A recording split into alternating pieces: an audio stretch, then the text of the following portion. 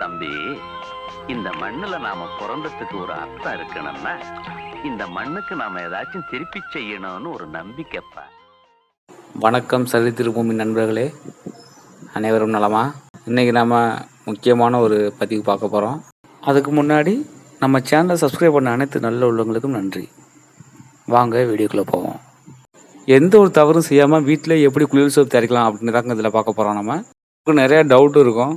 நம்ம வீட்டிலே செய்கிற சோப்பில் நுரை வருமா, அழுக்கு போகுமா, அப்படி நிறைய சந்தேகங்கள் இருக்கும். அந்த சந்தேகத்தெல்லாம் இதில் நீங்கள் நிவர்த்தி பண்ணிக்கலாம். இதை தயாரிக்கிறதுக்கு முதல்ல நீங்கள் கண்ணுக்கு கண்ணாடியும் கைக்கு கையுறையும் பயன்படுத்திக்கோங்க. குழந்தையின் அருகாமையில் வைத்துக்கொண்டு இதை செய்யாதீங்க. இதை தயாரிக்கிறதுக்கு முதல்ல நமக்கு தேவையானது லைன்னு சொல்லுவாங்க. இந்த லை தயாரிக்கிறதுக்கு நமக்கு காஸ்டிக் சோடா வேணும். இந்த காஸ்டிக் சோடாவை ஒரு இரும்பு கரண்டிலையோ பிளாஸ்டிக்லையோ எடுங்க. வெறுங்கையால் எடுக்காதீங்க.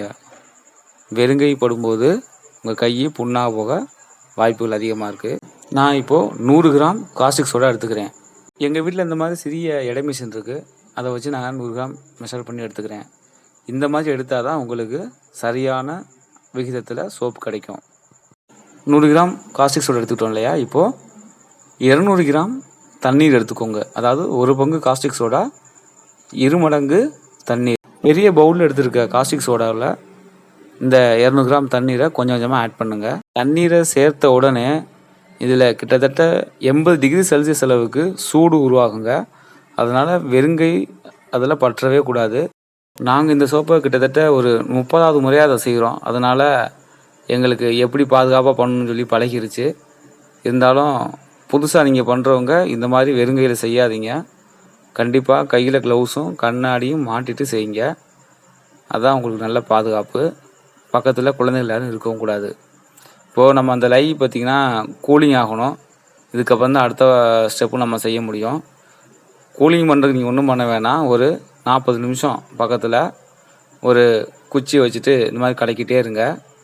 இந்த மாதிரி கலக்கும்போது அதுவே கொஞ்சம் கொஞ்சமாக கூலிங் ஆக ஆரம்பிச்சிடும். வெளி சைடு பாத்திரத்தை தொட்டு பாருங்கள். தொட்டு பார்த்திங்கன்னா தெரியும், சூடு சுத்தமாக ஆறிடும். அந்த மாதிரி ஆறினதுக்கப்புறம் தான் நம்ம அதில் தேங்காய் எண்ணெய் சேர்க்க முடியும். அது வரைக்கும் நல்லா கூலிங் ஆகணும்.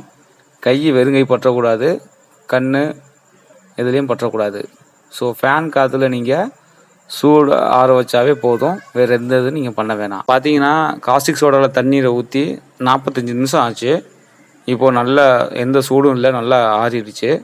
இப்போ நம்ம இதில் 450 கிராம், அதாவது 4.5 மடங்கு, 4 மடங்கு அல்லது 4.5 மடங்கு நீங்கள் தேங்காய் எண்ணெய் சேர்க்கணும். தேங்காய் எண்ணெய் மட்டும் சேர்த்தா தான் அது நல்ல சோப்பு. இந்த டயத்தில் நீங்கள் எந்த எண்ணெயை சேர்த்தாலும் அது சோப்பாக மாறிடும்.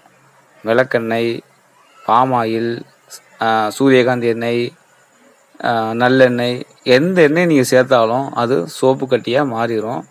ஆனால் உடம்புக்கு வியர்வை போகணும், அழுக்கு நல்லா போகணும், அதாவது உடம்புக்கு அழுக்கு நல்லா போகணும் அப்படின்னா தேங்காய் எண்ணெயை வச்சு தாங்க சோப்பு செய்யணும்.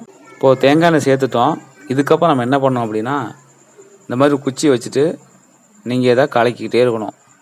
எவ்வளோ நேரம் கலக்கணும் அப்படின்னு கேட்டிங்கன்னா உங்களுக்கு ஒரு இட்லி மாவு பதம் இல்லை தோசை மாவு பதம் அந்த அளவுக்கு ரொம்ப கெட்டியாக மாறும்.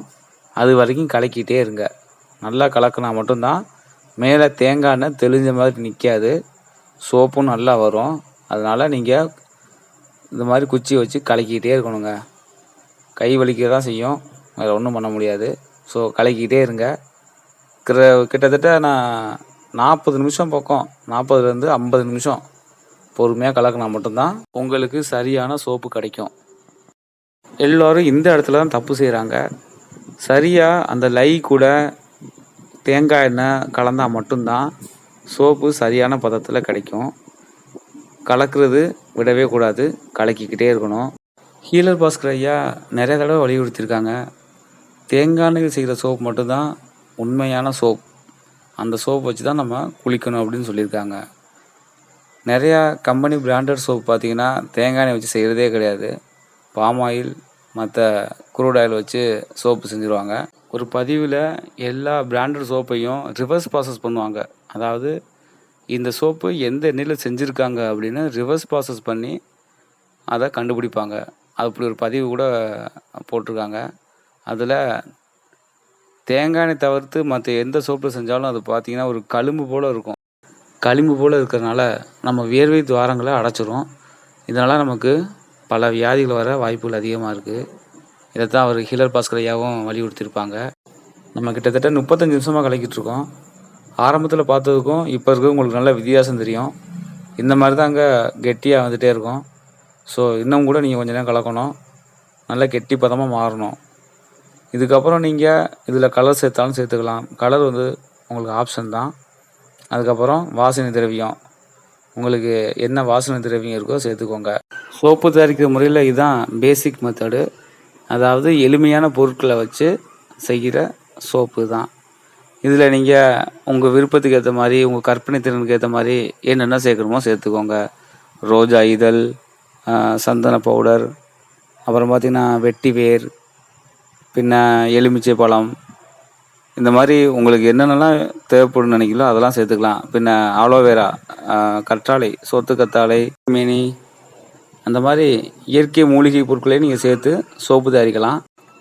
இதுதாங்க இட்லி மாவு பதம். இதுதான் சரியான பதம். இது வரைக்கும் நீங்கள் கலக்கிக்கிட்டே இருக்கணும். இதுக்கப்புறம் தான் நம்ம இதில் சேர்க்க வேண்டிய எல்லாத்தையும் சேர்த்துக்கலாம்.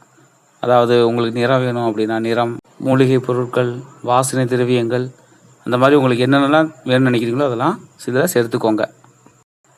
நான் இன்னைக்கு வாசனை திரவியமாக லேவண்டர் ஃப்ளேவர் வாங்கியிருக்கேன். இது சும்மா நம்ம குளிக்கும் போது ஒரு வாசனை வர்றதுக்காக தான். மற்றபடி இது இல்லைனாலும் உங்களுக்கு நல்ல அழுக்கு போகும். வாசனை திரவியம் உங்கள் விருப்பத்துக்கு ஏற்ற மாதிரி தான். உங்களுக்கு தேவைன்னா சேர்த்துக்கோங்க, இல்லைன்னா வேண்டாம். வாசனை திரவியம் சேர்க்கலைனாலும் அந்த சோப் நல்லா அழுக்கு போகும். உங்கள் உடம்புக்கு புத்துணர்ச்சியாக இருக்கும். வாசனை திரவியத்தை சேர்த்த உடனே ஒரு 2 நிமிஷம் நல்லா கலக்கிட்டே இருங்க. அவ்வளோதாங்க, இதோட சோப்பு தயாரிக்கிற முடிஞ்சது.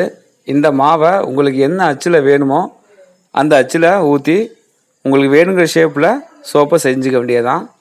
எங்கள்கிட்ட சிலிக்கான் சோப் மேக்கிங் ட்ரே அப்படின்னு சொல்லி அமேசானில் வாங்கியிருக்கோம்.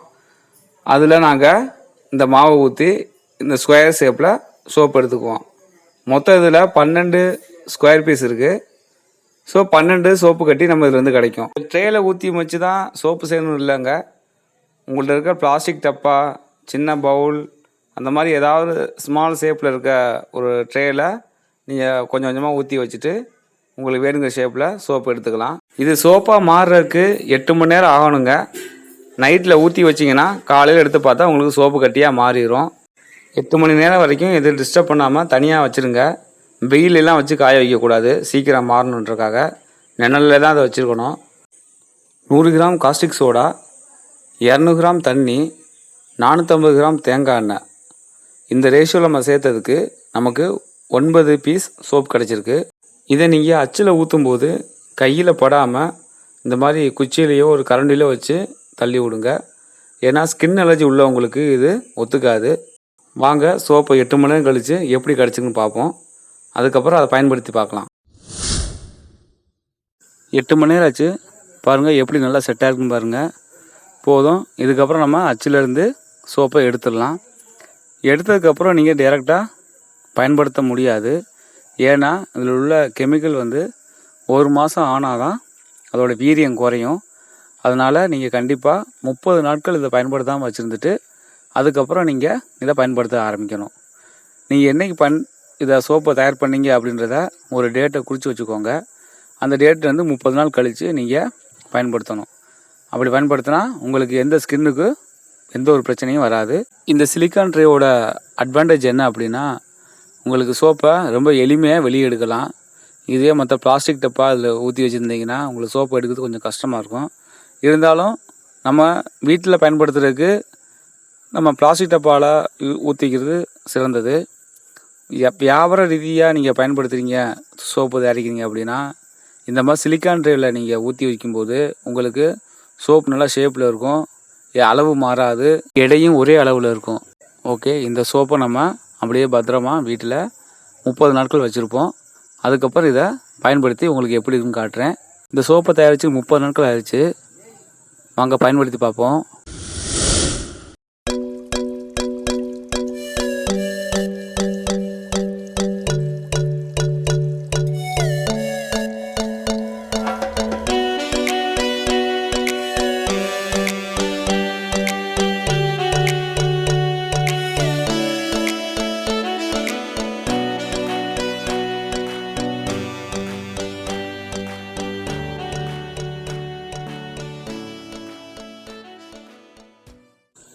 பாருங்கள் ஃப்ரெண்ட்ஸ், எவ்வளோ சூப்பராக நுரை வருது, நல்லா அழுக்கு போகுது, செமையாக இருக்குது சோப்பு.